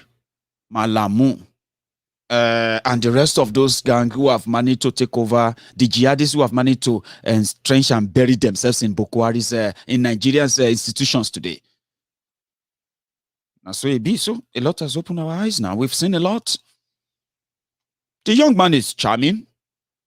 Kind of somebody who prepared for the political PR that PDP want to use him for. Because PDP says they are coming to rescue you from Boko Haram. Atifku, Saraki, Kwakwanso. They are coming to rescue you from Boko Haram. And they need all this face of young people, considering what you have been through, especially young people in Nigeria, in the last 6 years under Boko Haram. So the guy is prepared. Teleprompter. Even me will be say, I feel be your president in Nigeria. Are you not enjoying this speech? If I'm giving you speech, imagine if I have to go and study and I want to deliver speech on anything. Imagine imagine if I get people I'm paying. If I'm paying people now to do my speech. Everybody here, and they put teleprompter. Me, professional. You go see me, do like this. This Maiyegun speaks very, very good and correct English. Now, because I no get script writer, that's why some of you are finding error in my English. And I've challenged all of you. I am from Ijebu, right? I can speak English language to the point that you can at least understand what I'm saying, yeah? Bring anybody from this England or anybody from anywhere from the UK, make him come speak Ijebu fluently and tell me if myself will not be a professor marking the script. No. I'm paying wa. Láti pè wá yìí bó ṣe máa pè rèé ṣó gbọ́ bó ṣe máa pè ìyẹn ṣó máa you know. I'll be a language teacher. If you can bring anybody from England to speak Ijebu to you fluently like this. But if I have a script writer, people that are, you know, everybody like ready, paparazzi, you know, media, everybody. You are going to be a poster boy. You are 25 years old. Very good package to attract the youth and say, PDP is the choice. Come to PDP. Let us rescue you. Come. Let's rescue you. But the guy is not a professional like me. Me, where I don't do no script. Maybe say, now craze at the take broadcast. Craze, anger. You know, when you just sit down and you are reading comments somewhere. And you see some people, they say, so you're like, people, inshallah.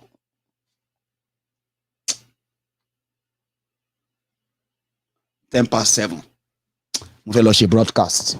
Now anger they take come here, you know, na rage. Something where they make me. I just, you know, when I get here, I try to be very much like moderate. You know, over time, I don't the perfect small. But this guy came, the poster boy for PDP.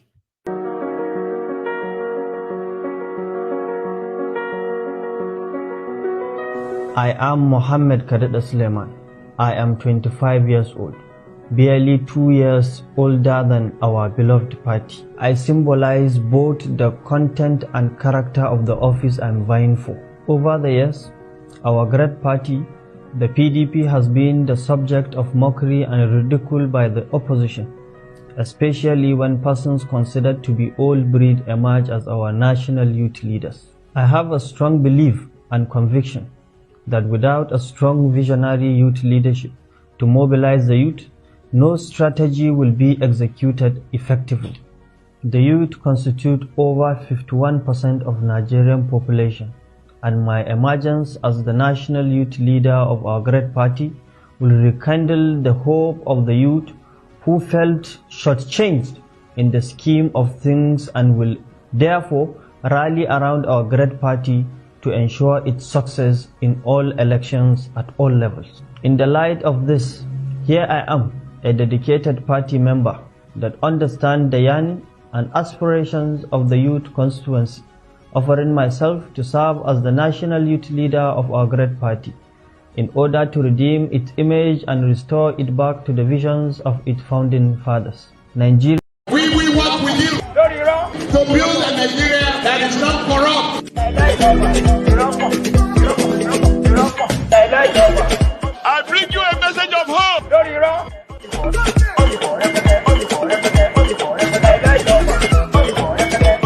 We are going to spend a lot of resources on education. That's your youth leader. I am not, you see, me, I am just Maiyegun. There's, I don't have any power. I don't even have power to tell people what to do. Do you know that? Me, I don't get that kind of power to say, hey, tomorrow, everybody sit at home. I don't get that kind of thing, except if I'm just dreaming and I'm in my dream and I'm trying to try some superpower out. Do you understand what I mean now? So now go do what you wanna go do. PDP go still jump inside their lagoon. Everybody will still do what they have to do. But me, mine is just to be your conscience, to say, just know what you are getting into. I told you it's the poster boy. There is a reason for it. Okay? However, APC, Egbe, what it concern election. PDP is the craze. But if they pull it off, and you expect them to stop Gumi or arrest Gumi for meeting terrorists, maybe you have your answer there. I don't mean to scare you. I just thought I should show you. You get what I mean? The young man is good. He's, kind of pretends to be like somebody who is ready. But the system that brought him, they know why they brought him. He's not there. It's just to make you feel like you know what I'm talking about now. That's you. And if you already fell for it, even your activists, they are already celebrating it. It be like say PDP won't get them right. Nah. Young person, 25 years, youth leader. I say, okay. Me, now here I go day. When everything busts, now here we go day. Let me say with the compete, because as you are celebrating, even swagger rice don't land for Lagos. I don't know.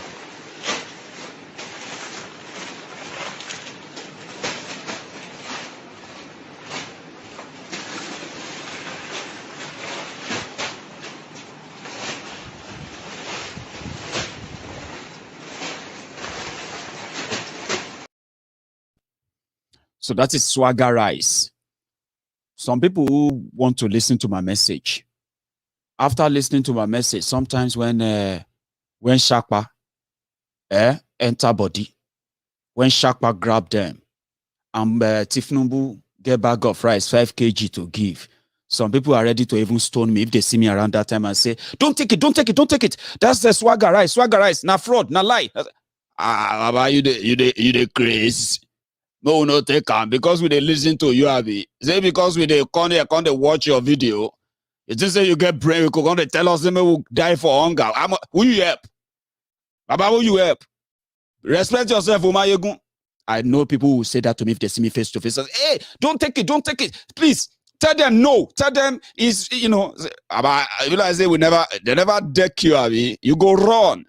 Baba, move. We dey respect you, Maiyegun. Now because we know you, we go kill, And I have to respect myself and get away. Swagger food. That's why I said I don't have control over anybody. Okay? But I can help you meet the other people who have actually seen the light. Enough. But you are one of those who are still making it difficult for them to actually challenge these criminals. And together, crush them. You get what I mean now?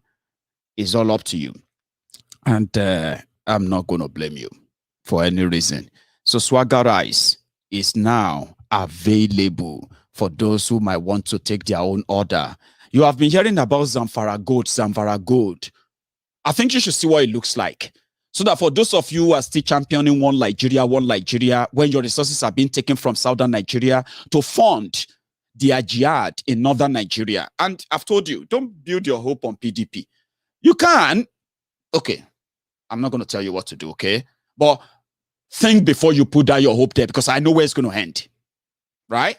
But you may not have seen Zamfara Gold before. But now for picture with the Siam. Very, very painful. Bismillah.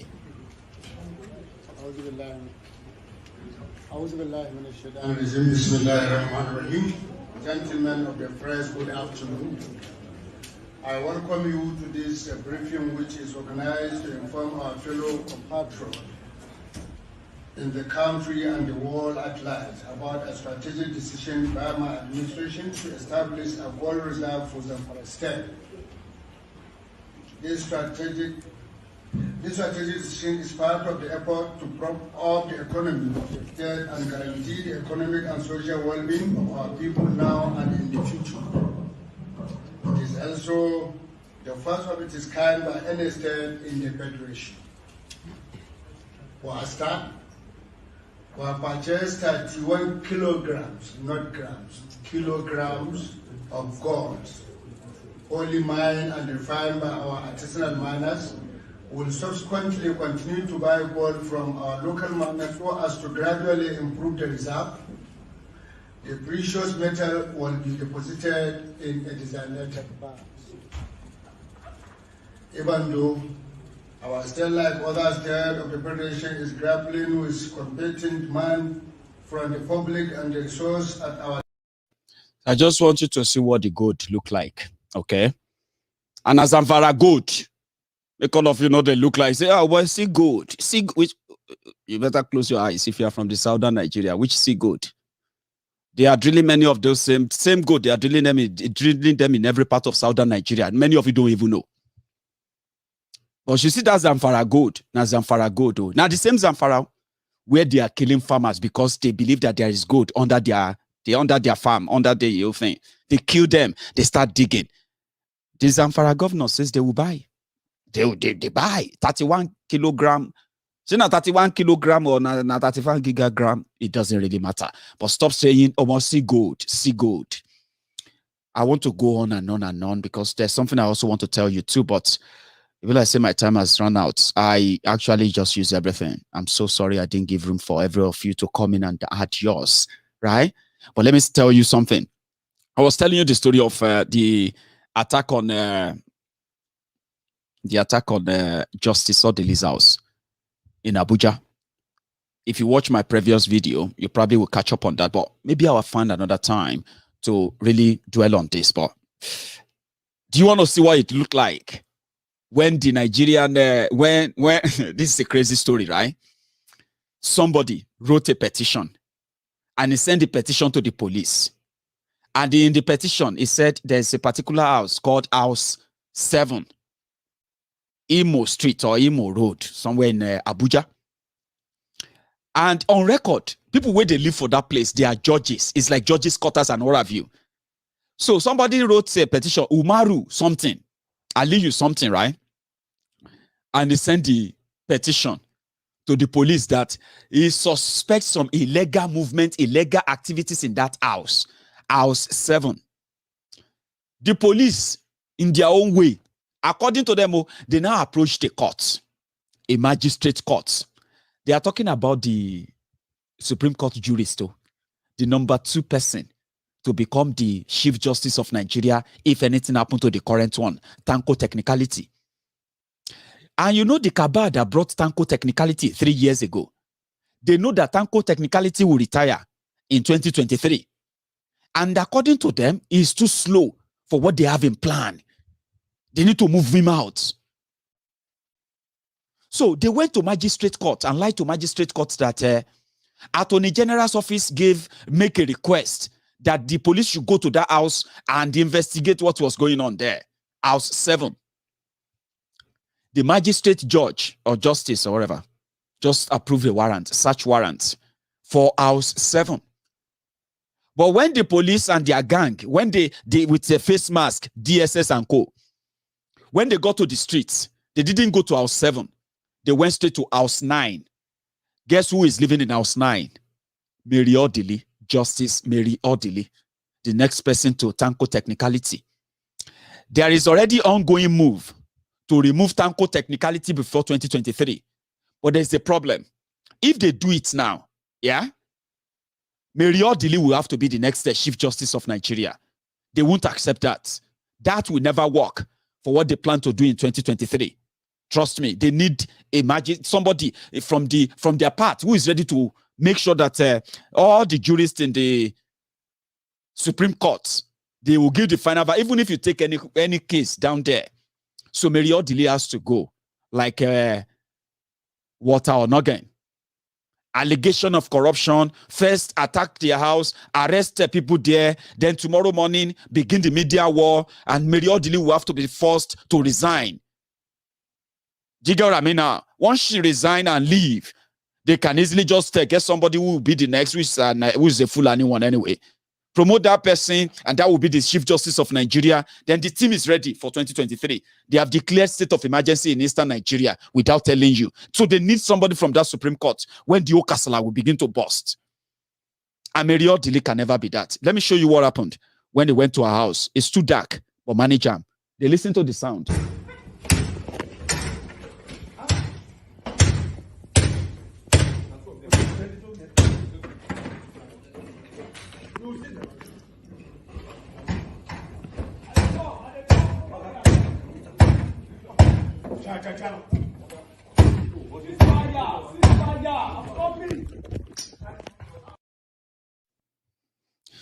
That was 2 days ago when they attacked the house of Justice Mary Odili. That's a justice. That house is the house. They received a warrant to search house 7. They abandoned house 7, waiting concerned with house 7. Now the person who then told to write the thing, no use sense, can't they write house 7? How 9 becomes 7?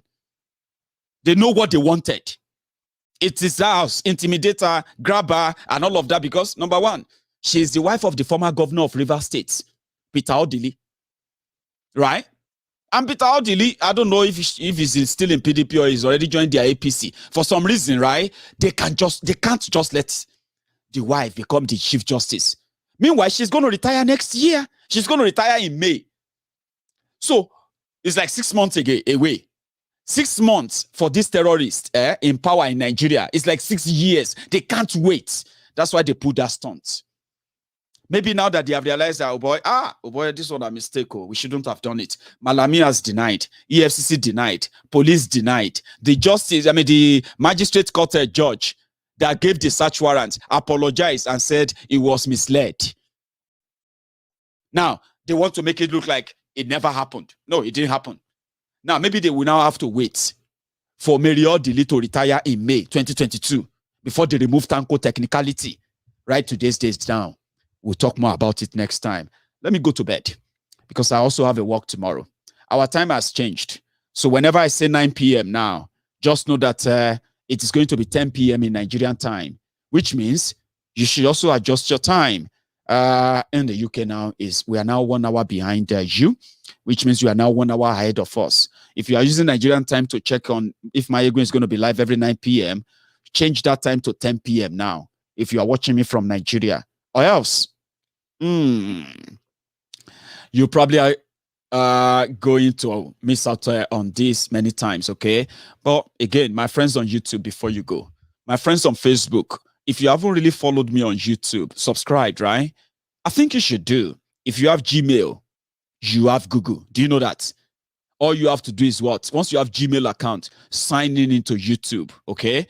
Your account is there, it's always there, your name, everything, right? If you do have Gmail account, open one. It's your email. You can use it for every other correspondence and what have you, right?